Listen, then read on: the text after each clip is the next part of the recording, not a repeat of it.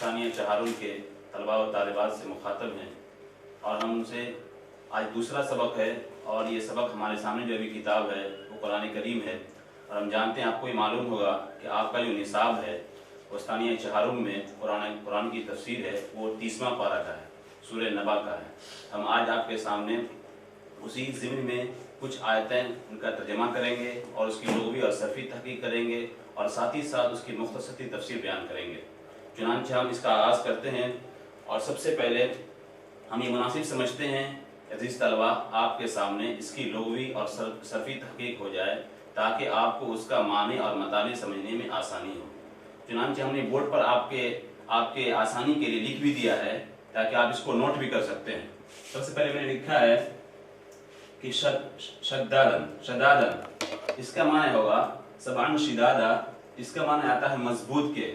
دراصل یہ مبالغہ کا صیغہ ہے، چنانچہ ہم جانتے ہیں کہ مبالغہ کا صیغہ اس جگہ استعمال ہوتا ہے جس چیز کو کسی شدت کے ساتھ، کسی مضبوطی کے ساتھ بیان کرنے کے لیے کہا جاتا ہے، ایسے موقع پر مبالغہ کا صیغہ استعمال کیا جاتا ہے۔ چنانچہ قرآن کریم میں اللہ تعالیٰ نے لفظ استعمال کیا شدادن، اس کا معنی بھی ہے مضبوط کے۔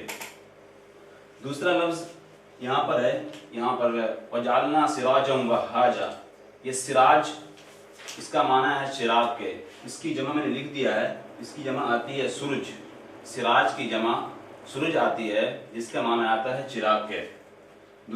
تیسرا لفظ ہے وہاجن، وہاجن بھی مبالغہ کا صیغہ ہے عزیز طلباء، اور اس کے معنی آتا ہے چمکتا ہوا۔ ہم جانتے ہیں کہ اس مبالغہ کی جمع نہیں آتی ہے، اس لیے میں نے نہیں لکھا ہے۔ چوتھا لفظ ہے سجاجن، یہ بھی مبالغہ کا صیغہ ہے، اس کے معنی ہے موسلادھار بارش، زوردار بارش۔ اور اس کے بعد میں نے لکھا ایک لفظ حبن، یہاں ایک لفظ ہے قرآن کریم میں لنخرج به حبا ونباتا، لنخرج به حبا ونباتا، کہ حبن کے معنی کیا ہے؟ تو میں نے لکھ دیا یہاں پر حبن جمع اس کی حبوب آتی ہے، معنی آتا ہے غلہ، دانا۔ اب عزیز طلباء ہم تھوڑا آپ لوگ اس طرح ہماری طرح متوجہ ہوں، اور ہم آپ کے سامنے اس کی مختصر ترجمہ کریں گے اور اس کے ساتھ اس کی تفسیر بیان کریں گے۔ سب سے پہلے جو آج آپ کا سبق جہاں سے آغاز ہوگا وہ آیت ہے وَبَنَيْنَا فَوْقَكُمْ سَبْعًا شِدَادًا۔ بنینا ایک لفظ ہے، بنینا کا معنی آتا ہے بنانا، دراصل یہ جمع متکلم کا صیغہ ہے، اور اس کا معنی آتا ہے بنا یبنی بناءً، بنا یبنی بناءً کے معنی آتا ہے بنانا، تعمیر کرنا، کسی چیز کو تیار کرنا۔ تو اسی کے لیے قرآن کریم میں استعمال ہوا وَبَنَيْنَا فَوْقَكُمْ، اور ہم نے تمہارے اوپر بنایا۔ سبعًا کے معنی آتا ہے سات، یہاں پر مراد عزیز طلباء 7 آسمان مراد ہیں، جو آسمان نیچے اوپر جو 7 تہ ہیں اس کا تذکرہ ہے۔ یہاں پر من جملہ بیان کیا گیا، وہ بیان کیا گیا سبعًا، 7 سے مراد یہاں پر 7 آسمان ہے، اس لیے یہاں پر فرمایا گیا وَبَنَيْنَا فَوْقَكُمْ سَبْعًا شِدَادًا۔ اللہ تعالیٰ فرما رہے ہم نے تمہارے اوپر 7 مضبوط آسمان بنائے۔ آگے فرما رہے ہیں وَجَعَلْنَا سِرَاجًا وَهَّاجًا، اور ہم نے ایک چمکتا ہوا چراغ بنایا۔ اس سے مراد یہاں پر چمکتا ہوا چراغ سے مراد سورج ہے۔ حالانکہ قرآن کریم نے صرف ایک چمکتا ہوا چراغ کے بارے میں کہا ہے، قرآن کریم کا ایک انداز ہوتا ہے کہ کسی بات کو صاف لفظوں میں بیان نہ کر کر اشارتاً بیان کرتا ہے، یہ قرآن کا انداز ہے۔ اس لیے فرمایا وَجَعَلْنَا سِرَاجًا وَهَّاجًا، ہم نے بتلا دیا کہ سراج کی جمع سورج آتی ہے جس کے معنی آتا ہے چراغ۔ وَهَّاجًا میں نے پھر وہاں بتلا دیا تھا کہ اس کے معنی آتا ہے چمکتا ہوا روشن۔ تو ہم نے تمہارے لیے ایک روشن چراغ بنایا، مراد سورج ہے۔ آگے ہے قرآن کریم کی آیت وَأَنزَلْنَا مِنَ الْمُعْصِرَاتِ مَاءً سَجَّاجًا، یہاں پر ایک معصر کا لفظ، معصرات یہ جمع ہے، اس کی جمع معصر آتی ہے، مراد یہ ہے کہ جو چیز پانی سے بھرا ہوا ہو۔ یہاں پر مراد وہ بادل مراد ہے جو بالکل پانی سے بھرا ہوا ہو اور جو بالکل برسنے ہی والا ہو، اس سے مراد یہاں پر وہی ہے۔ آگے لفظ ہے ماؤن، یہ بہت ہی مشہور لفظ ہے، بہت ہم لوگ سنتے رہتے ہیں۔ ماؤن اس کی جمع میاہن آتی ہے، معنی ہے پانی، جسے لوگ عام طور پہ استعمال بھی کرتے ہیں ایتی بالماء۔ اسی طرح یہاں پہ استعمال ہوا ماءن سجاجا، سجاجا کہ میں نے بتلا دیا تھا کہ اس کے معنی آتا ہے موسلادھار بارش۔ اب اس کا معنی ہوگا کہ ہم نے پانی بھری بدلیوں سے موسلادھار بارش اتارا، یعنی اللہ تعالیٰ اپنی قدرت کا جو انسانوں پر अल्लाह ताला ने जो निछावर की है उसका तस्करा फरमा रहे हैं।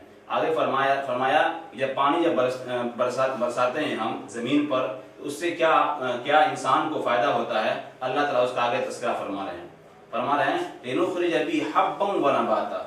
मैंने बतला दिया था नुखरिजा इसका माना आता है निकालना, पैदा करना। लिनुखरिज बी हब्बन व नबाता हम बता दिए थे कि हब्बन के माने आता है दाना, जिसकी जमा हुबूब आती है।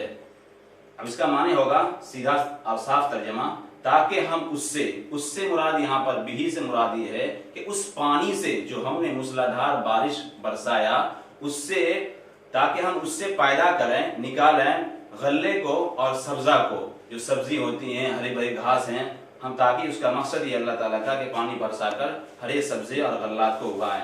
व जन्नातिन अल्फाफा, एक लफ्ज जन्नात ये असल में जन्नतुन की जमा है। इसके माने आते हैं बागात के, चमन के। अल्फाफन के माने आते हैं घने के, जो तहबत हो। व जन्नातिन अल्फाफा, अल्लाह ताला फरमा रहे हैं ताकि हम उस पानी से पैदा करें दाना, सब्जा और घने बागात को।